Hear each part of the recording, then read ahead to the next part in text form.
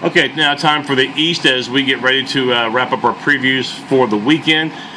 Please check out my previous episode of the Western Conference if you haven't seen it already. Now we go to the East, and we're going to begin with Atlanta taking on Brooklyn. This will be on Sunday. And the Hawks, they were, of course, jockeying with Golden State for the best overall record in the NBA. And although Atlanta has not played terrible since the All-Star break, they haven't played quite on that same level that we've seen.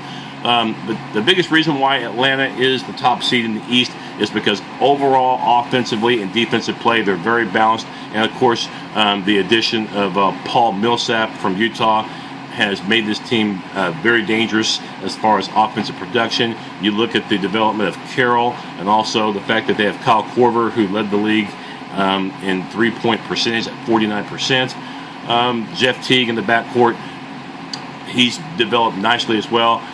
Maybe Atlanta's bench might be the one area where we don't really know what we're going to get, but their starters, no question, rebounding-wise, one of the best teams in the league. And I think against Brooklyn, who had to, in this case, they had to beat Orlando this past Wednesday and hope for an Indiana loss to Memphis. That's what happened, and they got the Pacers on the tiebreak for the 8th and final spot. But when you look at this Brooklyn team, I just don't think their overall offensive and defensive schemes are going to match well with the Hawks. They couldn't beat them in the regular season, and I don't see that changing at all. I look for Atlanta to sweep 4-0 and look for them to take on the 4 or the 5 winner, which we'll break down right now. Toronto versus Washington. When you look at this Raptors squad in November, December, and even part of January, they were on a roll. And in their defense, the injury to DeRozan really changed a lot. The thing about Toronto, they're kind of like the Oklahoma City Thunder. They'll give you offense and plenty of it, but defensively, there are still deficiencies, and I don't really see much improvement between last year's Raptors team and this year's when it comes to the overall defensive plan. They just don't really have one. And if you look at the Washington Wizards, they do have experience now. Okay, they have a little experience. Remember last year, the Wizards made it, I believe, in round number 2 with the play of maybe one of the more underrated backcourts we've seen in Bradley Beal and, of course, John Wall. This thing is going to go 7. I wouldn't be surprised if you see more wins by the visiting team in this series than you do the home team. I think it's a terrific matchup between the Raptors and the Wizards. I think it comes down to 7, but I think that Washington, I am going to go with better defense and average offense versus good offense, but not too good defense. In other words, Washington plays the better defense, and in the end, defense still wins in basketball. I'll take the Wizards in 7. Now let's look at Chicago, Milwaukee, and Toronto and Washington were kind of the opposite. Okay, I think that Chicago and Milwaukee are pretty similar. I think these styles are nearly identical as far as defense. I mean, these teams have defense as their trademark, and Jason Kidd deserves a lot of credit for that incredible turnaround in Wisconsin. As Milwaukee, I think they won 15 games the year before, and of course things didn't work out with Kidd. The Brooklyn experiment was a disaster, but in Milwaukee, he's made a big difference with that team, and I think that they played, they played admirably despite the fact that Jennings was dealt to Phoenix, as they got some of the Suns' leftovers in exchange. But Milwaukee, with good defense, is going to have a shot in this series of at least keeping it competitive.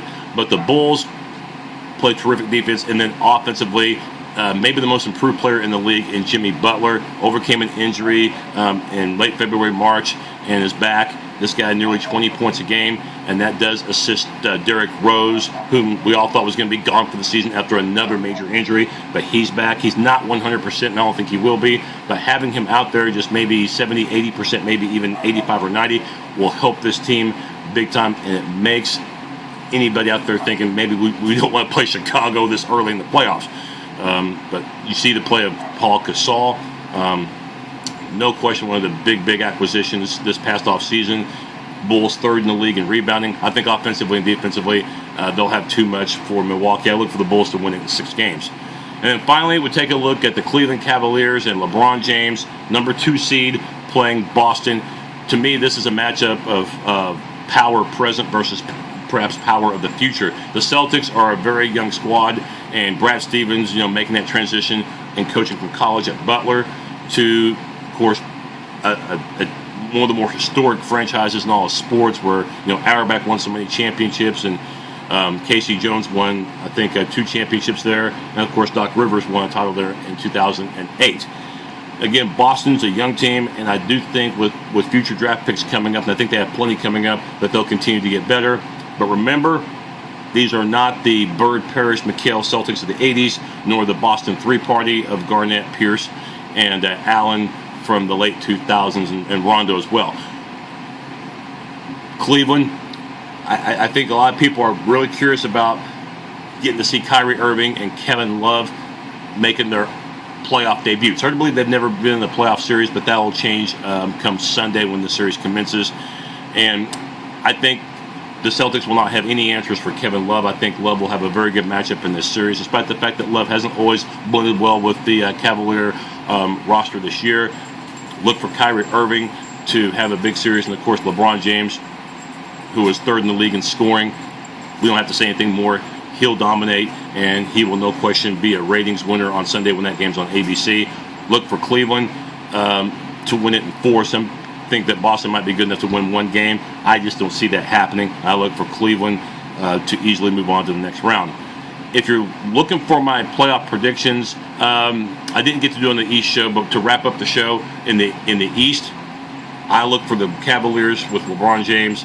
With that roster, I think they're just going to have too much firepower. Defensively, there's some issues I know with Cleveland, but with LeBron James and playoff experience, it's about superstars. That's what this league is about. It's about superstars, and LeBron's the best that we've seen. And of course, Kyrie Irving, stock at the point guard, continues to elevate. Look for Cleveland to win against Atlanta in the East Finals in 6, and I think they'll play Golden State, who will outlast San Antonio in 6 games. The Spurs' playoff experience matters a lot, but talent is going to win out, and the Warriors, it's their time.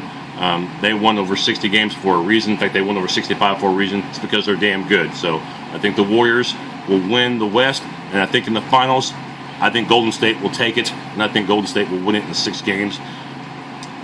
You win that many games in the regular season. I know that teams who've won that many in the past don't always win the finals, but this team, offensively and defensively, which we don't talk about enough, that's the reason why they've won so many games. And you can't just focus on one player. You can't just focus on Curry. You got to worry about Green. You got to worry about Thompson, and that's a lot of worrying for any opposition to deal with. So Golden State, I got them picked to win the finals. But as one person once said, "Hey, what do I know?" Well, we will have more updates throughout the playoffs. It's a 2-month playoff run, so as one of my friends once said, pack a sandwich. Hey, pack a bunch of sandwiches because you'll definitely need to keep yourself occupied as we begin the 2015 NBA playoffs. See you next time.